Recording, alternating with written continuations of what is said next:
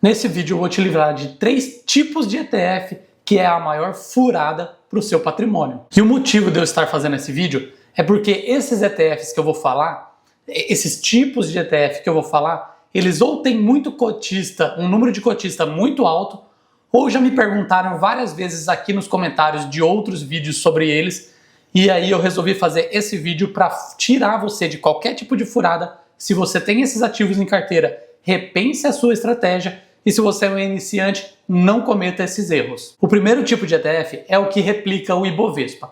Eu já falei em todos os vídeos, mas sempre tem alguém que me aparece aqui com uma carteira que tem o BOVA11 ou índices ou ETFs similares ao BOVA11, que replicam o índice Ibovespa. O índice Ibovespa ele é o pior índice da nossa bolsa. Ele é um índice neutro? Ele é um índice neutro. Ele representa exatamente a bolsa brasileira. Mas ele é horrível. Ele não entrega rentabilidade.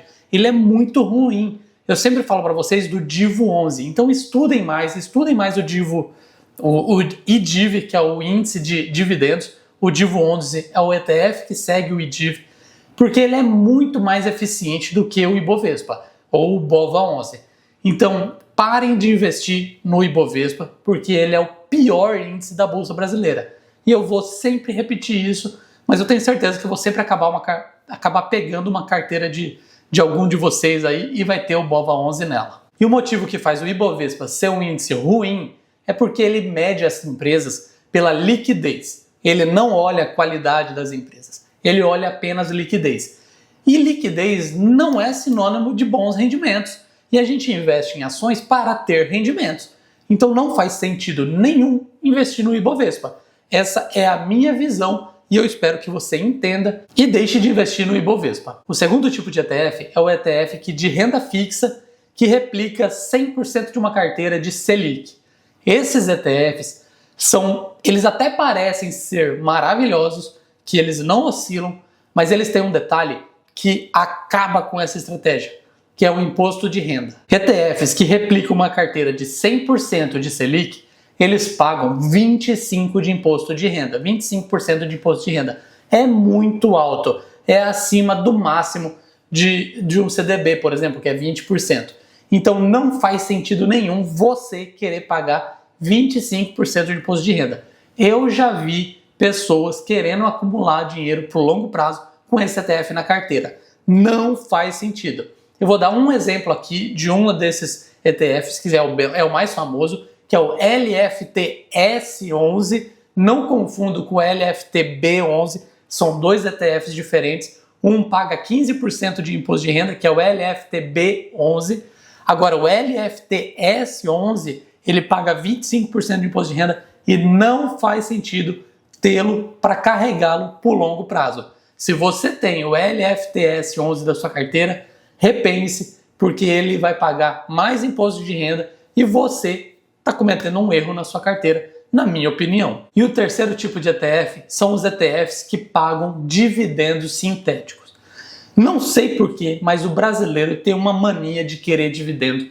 Todo vídeo que eu posto sempre vem alguém falando de dividendos. E 2 vídeos específicos que eu postei, tanto de Bitcoin quanto de ouro, que eu postei na semana passada, vieram pessoas me perguntando sobre os ETFs que pagam dividendo e são atrelados a esses ativos. E pessoal, para de querer dividendo. Não sei por que vocês têm a mania de querer dividendo. Dividendos não são bons. Assim, se você pegar esses ETFs que pagam dividendos, comparar com o ETF puro, o ETF puro sempre vai entregar um retorno maior. Sempre. Mesmo que o ETF que acumule, que pague os dividendos, você reinvista esses dividendos. Então você pega esse ETF que paga dividendos e você reinvestir os dividendos, ele vai render menos do que o ETF puro. E não é só por conta do imposto, é mais fatores ainda. Porque para ele conseguir pagar esse dividendo, ele abre mão de uma parte da valorização do ativo. Normalmente é assim as estratégias. Então não faz sentido para quem quer acumular patrimônio, para quem quer ter um patrimônio grande no futuro, pegar ETFs com dividendos sintéticos. Tirem isso da cabeça de vocês. Eu fiz na semana passada o vídeo do ETF de ouro e algumas pessoas me perguntaram sobre o ETF que paga dividendos. E eu respondi a todos que não faz sentido para quem quer construir um patrimônio.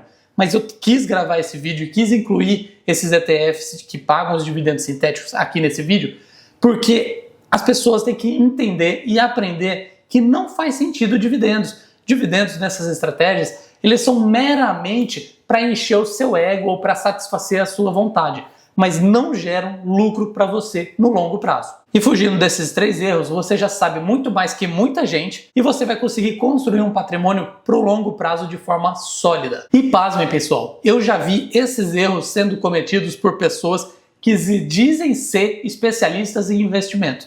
Então tomem muito cuidado, porque às vezes nem os consultores, nem os assessores, eles entendem tão bem assim de ETFs. São uns produtos novos que muita gente não gosta de ler os regulamentos, não entende a fundo os regulamentos e acabam recomendando sem muita certeza. Eu gosto de ETFs, eu estudo a fundo ETFs há muitos anos, por isso eu sei muito sobre ETFs. Eu vou até contar algo para vocês. Eu gosto de ETFs desde 2015 mais ou menos, mas lá ninguém falava de ETFs e ETFs era algo esquecido, era algo deixado de lado. E eu deixei de lado de investir em ETFs por muitos anos por pegar conselhos de pessoas que eram mais experientes que eu e elas falavam que ETFs eram ruins. Hoje eu me arrependo de não ter tido coragem de investir na minha tese de ETFs desde aquela época. Eu só comecei a investir na minha tese de ETF em 2020 e 2021, mas quando eu defini que eu realmente ia ter uma carteira só de ETFs, foi em 2022. Eu demorei muito tempo e eu quero fazer você encurtar esse tempo e entender que os ETFs são bons e você tem que fugir de algumas ciladas, porque nem sempre todos os ETFs vão ser bons.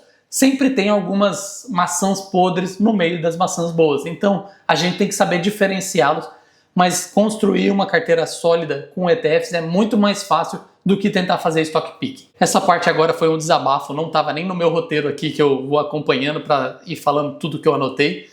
Mas é isso daí, pessoal. Espero que vocês tenham entendido. Se serviu de alerta para você tomar cuidado e não cometer esses erros, deixe o seu like e se inscreva no canal.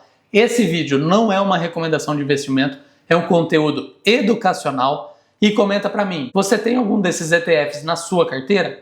Obrigado por assistir. Te vejo no próximo vídeo. Até lá, meu amigo!